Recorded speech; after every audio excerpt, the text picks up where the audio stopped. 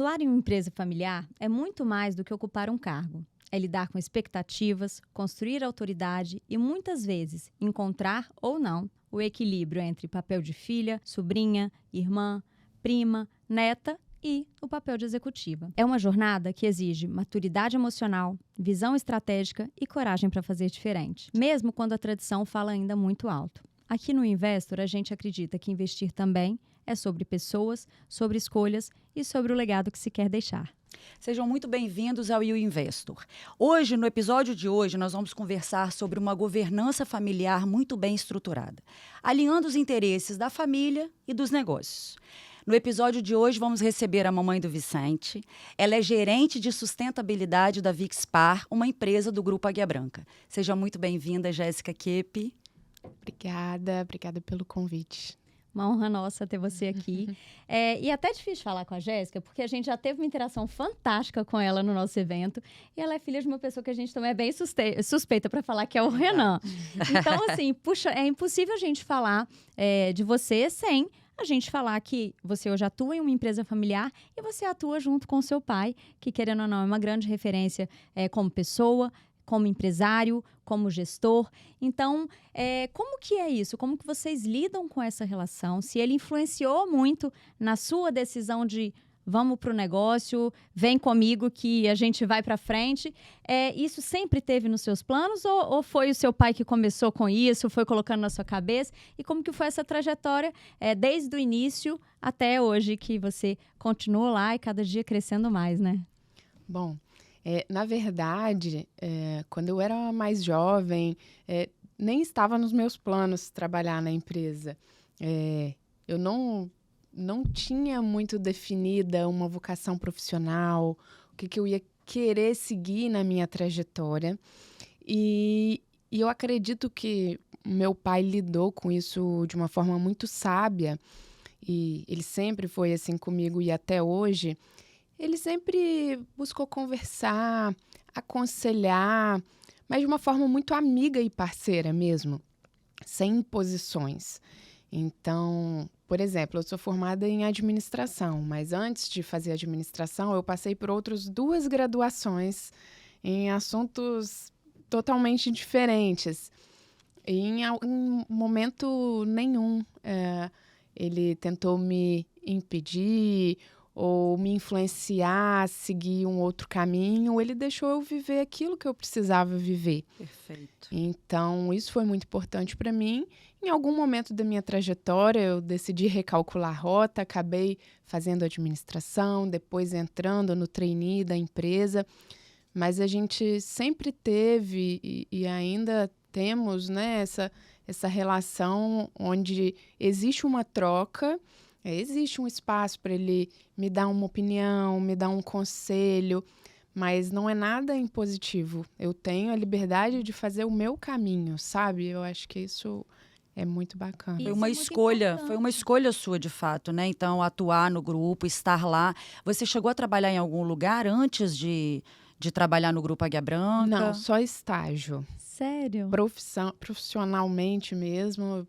Carteira assinada, desde sempre lá. Você falou que entrou como trainee. Tem quanto tempo isso? 10 anos, esse ano eu completo 10 anos. E que legal, né, essa parceria, porque querendo ou não, tem algumas famílias que os pais têm essa imposição de, poxa, é a nossa empresa, não é possível que você não vai tocar isso, enfim. E é legal ter essa troca mesmo, né, que é uma decisão que não é fácil, né, até porque quando a gente é nova, a gente não sabe nem a hora que tá com fome, que dirá o que a gente vai fazer o resto da vida, né? Sim, a nossa família, ela é muito grande, né, são muitos primos, não só o nosso núcleo mais íntimo, mas, enfim... E é bem meio a meio, sabe? Metade das pessoas decidiu seguir na empresa e outra metade não. A minha irmã, por exemplo, ela é formada em Direito. Sim. Ela acabou seguindo carreira dentro do grupo na advocacia, mas imagino que quando ela entrou na faculdade, talvez ela não tivesse isso tão claro também, como que ela seguiria profissionalmente, mas os rumos vão se desenhando. Isso que até me chamou a atenção que você falou, né? Que você chegou até a estagiar em outras empresas, mas assim, você sempre teve, isso parece, né, muito claro, que você de fato gostaria de seguir ali nos negócios da família. Eu queria pegar um gancho nessa fala sua, para te perguntar. A gente sabe que o Grupo Águia Branca tem uma estrutura de governança familiar muito sólida, até servindo de exemplo para outras empresas familiares, não só do Espírito Santo. Né? É um modelo realmente a ser seguido de sucesso. E muito embasado em merecimento. Né? Estar ali mesmo, o crescimento dentro da empresa é muito pautado nisso. Você já teve algum desafio maior por ser da família?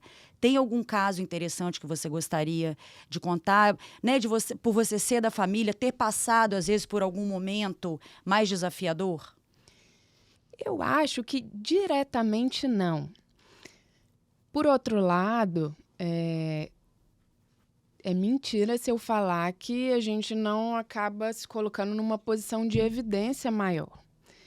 Então, por mais que o fato de eu ser da família não influencie diretamente no meu desenrolar profissional, em como eu vou me relacionar, em como oportunidades virão, mas, querendo ou não, as pessoas te observam mais. Com certeza.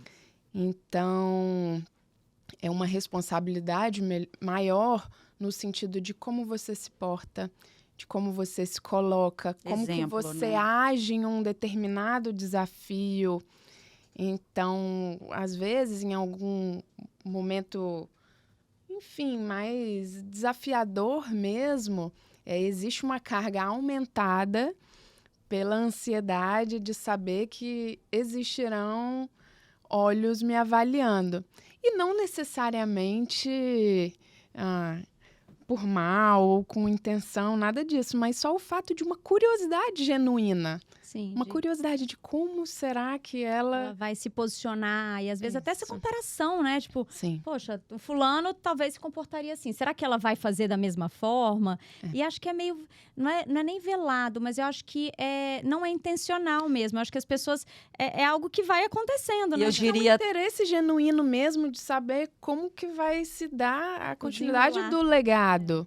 E eu diria até mais. Será que isso, às vezes, não é coisa da pessoa que carrega esse sobrenome, porque você trouxe, você falou que nunca aconteceu nenhum fato que você se lembre e que te chamou a atenção por você ser da família. Então, essa cobrança interna que eu acho que é muito, eu diria até uma responsabilidade. Eu não vejo isso com maus olhos, não. Eu vejo isso como, poxa, eu tenho um legado, eu tenho uma empresa, uma família também que eu estou representando aqui, sendo da família. Então, eu acho isso muito bacana. Pode ser. Acho que faz sentido. Porque, querendo ou não, você não pensa, mas é algo que no dia a dia você acaba refletindo. Você fala, nossa, eu preciso desempenhar bem esse papel.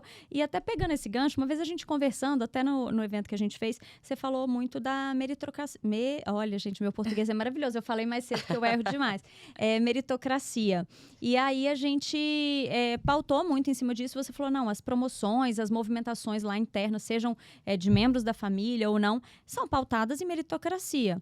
Então, você já percebeu em algum momento que essa relação familiar possa ter causado algum impacto, algum entrave para que essa meritocracia fosse, de fato, colocada em prática? Porque... Antes da Jéssica responder, eu queria só fazer uma fala aqui nessa sua pergunta.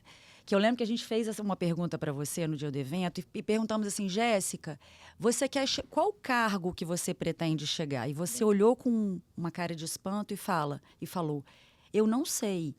Lá na empresa é tudo pautado em meritocracia. Então, o cargo que eu me empenhar e que eu merecer estar naquele lugar, eu vou chegar. Hoje eu não sei.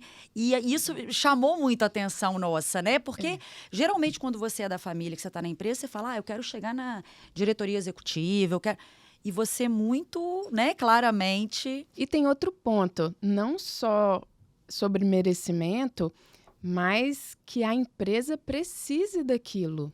Então, a gente está falando de negócio, é business. Então, aquele espaço que eu busco me cabe, a empresa precisa daquilo, vai gerar valor. Perfeito. Então, essa mentalidade, ela simplifica muito esse processo de relacionamento. Primeiro, porque precisa ser útil para a companhia.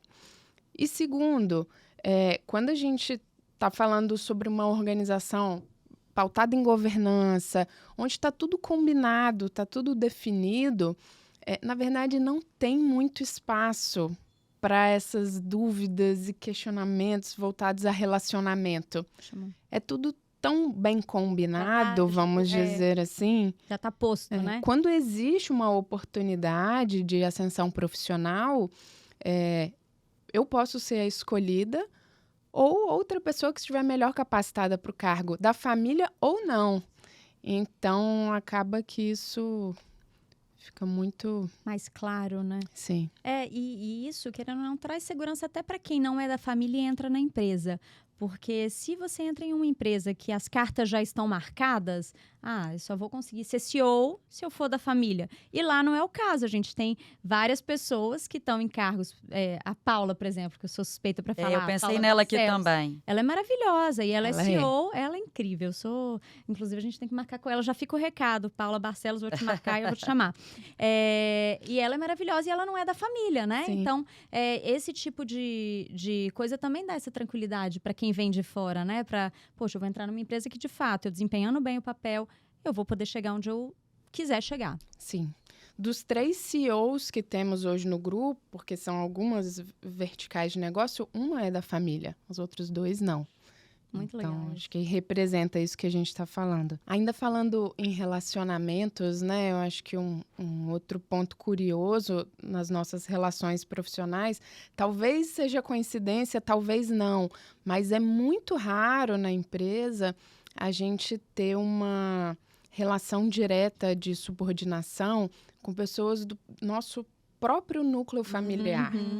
Geralmente, os núcleos naturalmente vão se distribuindo pela empresa. O meu pai, por exemplo, o Renan, ele trabalha na divisão passageiros. Eu trabalho na divisão logística. Então, no dia a dia, na verdade, a gente não tem interação nenhuma. Né? Isso é uma estratégia, assim, do Grupo Águia Branca de... Ou vai sendo feito sem... É proposital ou declarada, não. Mas é uma coisa que acabou fluindo dessa forma. Bacana. E eu acho que faz total sentido, assim, porque querendo ou não, quando você está no dia a dia, gente, você tem muitos embates, decisões estratégicas a ser feitas, e acaba ou não, quando você tem uma relação muito próxima, ou é pai e mãe, ou irmãos, pai e filho, é complicado você colocar isso, né? Eu acho que, ainda mais uma empresa desse tamanho, né? Quando a gente fala de uma empresa familiar pequena, às vezes você tem um pouco menos de complexidade em algumas partes, mas nesse quesito eu achei interessante, eu não fazia ideia. A minha próxima pergunta era exatamente sobre essa relação pessoal de vocês dentro da empresa, de fato, né? Vocês convivem também muito entre família, vocês têm o espaço onde vocês se encontram e se reúnem mesmo como família. Acho que muitas vezes deixando o negócio de lado, porque na empresa familiar isso às vezes acontece, é o momento família, é o momento família, é o momento negócio, é o momento negócio. Mas dentro da organização, existe algum código de convivência mesmo para que caminhe tão bem, né? Porque aos nossos olhos, para quem está de fora, as coisas fluem muito bem dentro do Grupo Águia Branca. Seja nos negócios, a empresa prosperando e crescendo cada vez mais, já tem segunda e terceira geração ali dentro, cumprindo esse papel de forma brilhante. E nas relações interpessoais de vocês também, a gente vê que é uma família super unida, uma família que se relaciona muito bem. Existe isso, Jéssica? Tem alguma coisa posta em relação a isso? Ou é realmente... Eu falo que é cultura, sabe? Eu falo que o que a gente traz dos nossos avós, da forma com que eles lidam patrimônio e família, é algo que nós, das gerações futuras, vamos ensinando para os nossos filhos também. E eu acho que a coisa vai fluindo, né? Só antes de você responder, eu vou um pouco além. Além da cultura, acho que isso são valores. Sem dúvidas. E os valores você vai passando, né? Então, acaba que muita coisa não é posta ou não é declarada, mas é intuitivo e é natural. Aí, eu acho que isso é muito mais pelos valores da família do que do negócio em si, talvez, né? Com certeza tem a ver com cultura e valores. E eu acho que tudo disso vem muito do nosso convívio familiar, até de antes da minha geração, né? Do meu pai, dos meus tios, que cresceram juntos ali no nosso condomínio, sempre conviveram juntos, estudaram, viajaram, festas, família, tudo sempre muito grudados. Então, eu acho, aí falando dos meus tios e do meu pai principalmente, eles desenvolveram uma relação de confiança e de cumplicidade muito íntegra, muito forte. Exatamente. E eu acho que isso cada um passou para os seus filhos. Eu acho que qual que é o desafio da mudança de geração anterior para a atual? A família cresceu, Sim. né? A gente está falando ali de 5 tios, algumas pessoas que hoje viraram 30 primos. Nossa. Então, assim, apesar de ainda existir a figura simbólica ali do condomínio, onde a gente se reúne ainda para os eventos de família, mas é diferente a proximidade de algumas pessoas que viram a empresa crescer. Uhum. A gente está falando de um núcleo muito maior. Sim. Então, assim, esse é de fato um desafio, pensando na intimidade dessa relação com os primos mesmo. Acaba que a gente é mais íntimo dos nossos núcleos ali com os nossos primos de primeiro grau, Sim. né? Uhum. Mas, apesar disso, eles passaram pra gente essa cultura. Então, a gente vê o valor e a importância disso. E aí, frequentemente, a gente bate papo, conversa. Ai, como que a gente reforça? Como que a gente se encontra mais?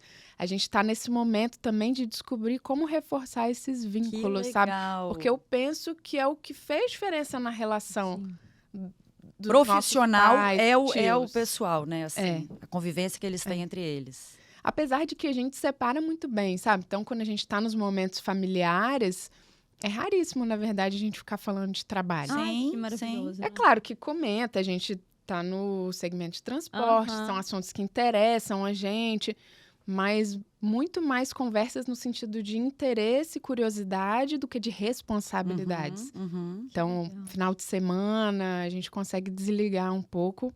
Bom, eu tô falando de mim, né? Não tô falando pelo meu pai. Mas é Mas- isso, às vezes até um grupo de WhatsApp que você cria, nós temos também, nossa família é enorme, e a gente tem um grupo de WhatsApp com os primos.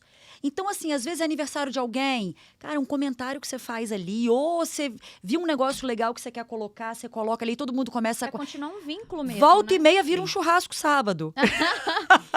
Um episódio que aconteceu, sei lá, eu tô falando de político, que a gente bota no grupo ali pra um sacanear o outro, às vezes brincando, ou coisas mais sérias. Aí Vira um encontro. almoço na casa de alguém, vira um encontro. Então, assim, é isso. Eu acho. Você sabe que você estava falando agora e me veio um pensamento assim. Eu acho que o limite está posto, assim, Jéssica. O limite do respeito, até onde cada personagem dessa família pode ir. Eu falo em relação a respeito ao outro. Sim. E aí, as relações vão sendo construídas de forma muito saudáveis. Sabe? Me veio isso na mente. Assim. E é nesse momento que a gente desenvolve intimidade, cumplicidade, que a gente vai ser mais empático no momento de desafio, né? Vai ser mais paciente. E vão ter uma cabeça muito drivada para a mesma direção. Eu acho Sim. que quando você tem isso aí, esses valores e essa proximidade com a família, vocês têm mais sinergia, mais sintonia. E isso se reflete nos negócios, obviamente, né? E acho que um desafio, igual você falou, a gente faz um esforço para que os primos também estejam mais juntos, porque daqui a pouco tenha mais uma geração, que são os filhos dos seus primos. E como que vai ser a continuidade desse negócio? Então, Sim. é uma responsabilidade também da geração de vocês manterem esses laços e essa proximidade para que consiga perpetuar. Que eu acho que um negócio familiar é o legado que se deixa, é a perpetuidade desse negócio e depende muito de quem está fazendo isso no dia a dia, né? Com certeza. Só voltando numa fala que você trouxe na sua pergunta, sobre se tinha algum código de conduta, né? Eu acho que tudo que a gente já falou aqui deixa claro que não tem. Mas um ponto curioso, aí na relação de trabalho mesmo que a gente costuma fazer, quando existe algum ponto de decisão que precisa ser tomada, que é uma decisão mais polêmica e que nem todos estão confortáveis com aquela decisão, exatamente. A gente sempre busca o consenso. Apesar de que na norma, né, na governança da empresa, dos regimentos, do conselho, não é como está descrito ou definido, mas existe esse costume. Quando há um assunto que está desconfortável a decisão, o mais comum é que se coloque ele em espera por um momento, que as pessoas em desacordo se conversem fora daquele ambiente de decisão, para que o que não estava confortável, a partir do momento que a decisão seja tomada, possa bancar aquela decisão também. Legal. Não existe aquilo, mas eu discordei. O calor da emoção, né? A partir do momento que uma decisão foi tomada, o grupo tomou ela. Que legal. Então, a gente prefere tomar decisões com calmas. Às vezes demora mais, porque calma. você colocou ali no É. stand-by, esperou esfriar os ânimos, porque às vezes quando não tem uma concordância, por qualquer motivo, você gera um atrito, né? Porque geralmente a gente quer estar certo e quer que a nossa decisão seja colocada ali. E aí você tira do âmbito pessoal, da sua decisão pessoal, esfria os ânimos, pensa de forma racional, resolve esse conflito ali, que às vezes é um conflito que pode ir para outras frentes um pouco mais complicadas, e aí volta mais tranquilo. Muito legal. Acho que tem uma frase muito bacana que é: na hora da raiva ou de uma emoção mais assim, não resolva nada. Evite tomar qualquer tipo de decisão. Então é melhor esperar e tomar a decisão mais acertada, né? Exatamente. Perfeito. Muito bacana, isso é uma dica de ouro, viu? Até para as relações entre Pessoais, família, né, fora do negócio.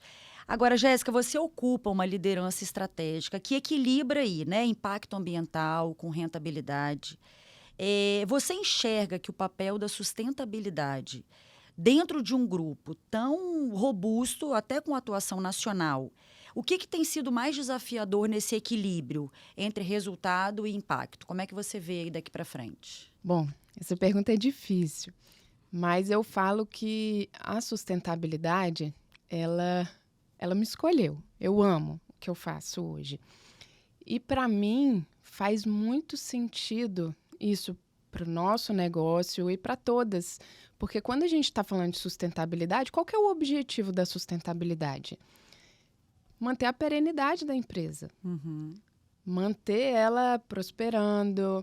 E isso inclui todos os stakeholders envolvidos ali, né? Então, a gente está falando de funcionários, a gente está falando de sociedade, de clientes, acionistas também. Fornecedores. Todos, quando você fala de resultado. Então, precisa funcionar para o acionista também. E a sustentabilidade, ela é fantástica porque a gente olha sob esse viés de impactos. E eu estou falando de impacto positivo e impacto negativo. Então, quando a gente fala, por exemplo, de geração de emprego e renda, desenvolvimento social, isso é um impacto positivo que a empresa deixa. E, por outro lado, existem os impactos negativos também que a gente trabalha para mitigar. Sim. Então, quando a gente fala ali da gestão ambiental, por exemplo, no nosso caso, né, uma empresa de transporte, logística, Emissão de poluente. emissão de gases de efeito estufa, é o nosso maior impacto hoje. Então, enfim, eu sou suspeita para falar porque eu amo trabalhar com isso. Também mitigar um pouco desse impacto e reforçar o que a gente pode deixar de impacto positivo. E, para mim, sustentabilidade nada mais é que isso. E o não seu trabalho é isso, não né? se trata de uma pauta política. Eu acho que um desafio que a gente vive hoje com a polarização mesmo no mundo, o cenário político, internacional, eu acho que algumas pessoas passam a questionar a relevância aí do tema de sustentabilidade, ESG, mas eu vejo de outra forma. Eu acho que talvez o que esteja sendo questionado vai mais para o lado do greenwashing. Aquilo que a pessoa ou as empresas, algumas, vendem como sustentabilidade, ESG, e que, na verdade, não é nada daquilo. Ela está vendendo uma imagem para o mercado, que não necessariamente é real. No caso da sustentabilidade real, a gente está falando de estratégias de gestão de impacto, positivo e negativo. Não tem como isso ser pauta política, gente. Isso é business, isso é negócio. Uhum. Então, eu acredito que, na verdade, esse é um momento de se redesenhar estratégicas e tornar essa área ainda mais relevante e estratégica. Exatamente. É claro que é um momento desafiador, né? O cenário de polarização, enfim. Mas eu já até me perdi na pergunta e esqueci onde eu estava. Não, mas Esse assunto mexe comigo. Nossa, acho E o que você falou, assim, a questão do impacto é muito isso. Não tem como você fazer só impactos positivos. Não existe uma empresa que só cause impactos positivos. Eu, pelo menos, desconheço. Até porque se você pega qualquer indústria que pode estar fazendo a coisa melhor do mundo, ela tem um impacto negativo. Então, acho que é muito de como equilibrar esses pratinhos e fazer com que os impactos positivos se tornem maiores que os negativos. É só equilibrar isso, mas o que você falou da polarização, hoje tudo que se fala, com esse viés político, o outro já vem batendo em cima. E a sustentabilidade, eu acho que, de fato, tem que ficar parte disso, porque não é sobre política, não é sobre religião, não é sobre decisão, não é sobre opção sexual, não é sobre nada. É justamente sobre como fazer o meu negócio dar rentabilidade, trazendo coisas positivas para o social, porque é algo que a gente tem que pensar, seja por poluição, seja por ocupação de terreno, seja por geração de emprego. Então, é muito importante esse equilíbrio e é um desafio gigante. Você escolheu uma área que, pelo amor de Deus, hein?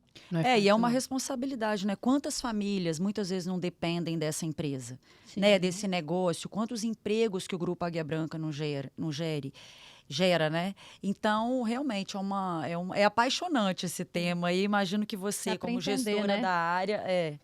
E a ideia é que funcione bem para todos. Que seja bom para os colaboradores, que seja bom para os acionistas, que seja bom para a sociedade. Isso aí. E a gente vai interagindo da melhor forma possível. Equilibrando os pratos. E aí dá para entender o porquê da sua paixão pela sustentabilidade. No início, a gente falou, e naquele evento você também falou, de que geralmente vocês não escolhem o próximo passo. Mas você vai para onde a empresa precisar que você vá e onde você se encaixaria melhor para aquele momento de negócio e a empresa muda o tempo inteiro. Mas a gente tem uma coisinha que a gente fala, isso eu realmente tenho paixão, enfim.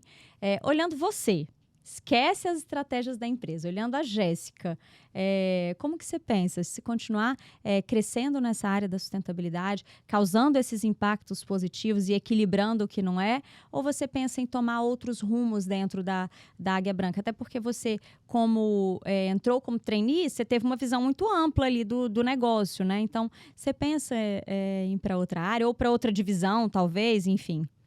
Bom, primeiro, eu acho que é importante falar que, né, apesar de tudo isso que a gente conversou aqui, de meritocracia, de ter um espaço que precise daquela posição, mas, por outro lado, é muito importante que o indivíduo se encontre naquilo que ele faz. Perfeito. Então, a partir do momento que você tem um universo de interesses, você caminha dentro ali de algo que esteja confortável com aquilo.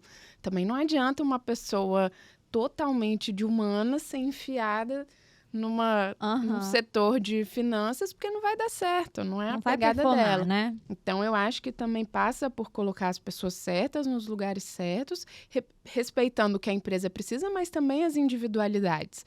E quando eu entrei na empresa, eu naveguei ali por alguns cenários que eram alguns mais, outros menos confortáveis, mas relativamente estavam ali no meu universo onde eu pensava que eu poderia caber. Então, eu já passei por muitas áreas na empresa. Depois do trainee, eu fui para uma área de inteligência de mercado. Depois eu fui para a operação mesmo, trabalhei como supervisora na operação do V1, liderei 300 motoristas. Nossa. Depois eu fui para a área um pouco mais administrativa financeira. Então, quando, na verdade, eu ainda não tinha descoberto aquilo que eu realmente amo, eu ia seguindo caminhos que pareciam interessantes. Você ia conhecendo o negócio, né? Por isso que eu falo que a sustentabilidade me encontrou. Porque eu nunca imaginei trabalhar com isso. E quando alguém me acendeu esse tema, Jéssica, o que você pensa desse assunto? Talvez a pessoa que me perguntou sobre isso, talvez ela tenha visto em mim algo que nem eu tinha percebido, né? Que foi quando eu me apaixonei por esse assunto. E, enfim, mas a partir do momento que eu encontrei a sustentabilidade, eu não mudo mais de rota, não. Então fica a dica já, que ela é de sustentabilidade. Eu vou ficar aqui. Muito bom. Assim, é claro, a gente nunca sabe qual é o próximo cargo, o próximo passo, se é na mesma Ou empresa, se você se se é em apaixona outra. por outra É. área também, enfim. Vamos ver. Vamos Acho ver, mas ela difícil. fala com brilho no olho, que eu acho que ela exatamente. vai aumentar a área, mas vai continuar lá na área. Tem tanto desafio, tem tanta coisa para realizar ainda, cabeça planejando tudo que eu gostaria de concretizar E ainda. quando a gente olha, falando disso, né, de sustentabilidade, ainda é uma prática muito recente nos negócios, né? Quando a gente olha isso, não é algo que você vê historicamente isso sendo feito. As empresas tinham muito pouca responsabilidade, né, em relação ao todo, essa sustentabilidade. Isso é uma pauta muito nova e é uma pauta que faz uma diferença gigantesca. Então, acho que tem um universo aí gigante para percorrer. Então, Na verdade, a sustentabilidade não é um assunto novo. O que é novo é a organização dela. verdade. Como que você reporta, como que você controla, qual padrões e métodos você usa. Então, acho que passa muito por isso agora, por esse momento de nivelar métodos mesmo. Uhum. Então, E a importância que se dá também. Hoje também se dá uma importância maior. Sim. Exatamente. sim. Hoje já se vê com outros olhos, né? Ô, Jéssica, a gente vê, assim, notadamente que o seu processo de sucessão, ele é algo que tem acontecido dentro da meritocracia que vocês buscam, mas de uma forma, quando você traz lá de trás o seu pai, como que ele te abordava em relação a isso, como que são as conversas que vocês tinham em relação a isso, a gente vê que foi algo natural que foi acontecendo, algo leve, nunca algo imposto a você. E você trouxe muitos insights valiosos, porque a gente vê, muitas vezes, a gente lida com muitos empresários que muitas vezes os filhos não querem seguir a carreira dos pais, querem voar para outras áreas. Que você trouxesse assim, alguma dica, algo que realmente impactou. Eu sei que você já falou de muita coisa, eu sei que resumir isso, às vezes numa fala só é muito pouco, mas algo que te impactou e, assim, o que te continua brilhando os olhos, né? Para você seguir nesse caminho, nessa trajetória da empresa familiar. Uma coisa muito valiosa que eu recebi foi de vivenciar oportunidades que me deram. Então, acho que foi um pouco da sua fala que você trouxe antes, né? Quando eu não tinha certeza absoluta do que eu queria fazer, por onde eu queria seguir, eu abracei oportunidades que apareceram para experimentar. Então, assim, agora eu estou em outro momento da minha vida onde eu já posso dizer onde realmente eu gostaria de seguir ou não. Mas eu acho que um conselho é esse, do jovem estar aberto a viver coisas que não necessariamente foi a primeira ideia que passou na cabeça. Bacana. E eu acho que isso permite a gente se conhecer muito. Eu entrei muito jovem na empresa, né? 2005, 23 anos. 2005 não. Que ano? 2015? 2015, com 23. Então, Já tem 10 anos, né, que você está lá. a gente é muito jovem Ou quando seja, a não gente dá entra pra no resumir mercado numa de frase, trabalho. Você passou por muitas e muitas coisas. Sim. E E nessa idade, vamos falar a verdade, a gente ainda não se conhece, né? Então, se a gente se fecha para novas oportunidades, novas experiências, você acaba limitando um potencial que você nem conhece. sim. Salvo exceções, acho que tem pessoas que já nascem, sabem desde sempre a sua vocação, querem fazer. Acho que existem essas pessoas também. Tem outros que estão com quase 50 descobrindo. Isso, e tá tudo bem, Exatamente. sabe? Eu acho que é você estar disposto a se jogar. E, por outro lado, também, respeitar um certo nível de conforto. Eu acho também que a gente não precisa submeter a situações ou realidades que prejudiquem nossa saúde mental, nossa felicidade de viver. A gente tem que conhecer nossos limites também. É um eterno equilíbrio, né? Que a gente, aos poucos, vai entendendo e conhecendo. E eu acho que, a partir dessa vivência, no longo prazo, a gente consegue entender melhor qual o papel que eu quero desempenhar. Eu quero ser um executivo na empresa? Legal. Ou não, eu quero ser um especialista, eu quero trabalhar na empresa, sim, mas eu não quero cargo de liderança alto, não. Não quero trabalhar com time. Porque também a gente tem uma visão tradicional que, para crescer profissionalmente, você tem que ser um líder de um grande time. Não não é. necessariamente. Você pode ser um especialista bom demais. E que faz uma baita diferença no negócio. Total. Então, primeiro entender isso. Se você quer trabalhar na empresa da sua família, qual o papel que você acha que você vai ter um conforto maior em desempenhar.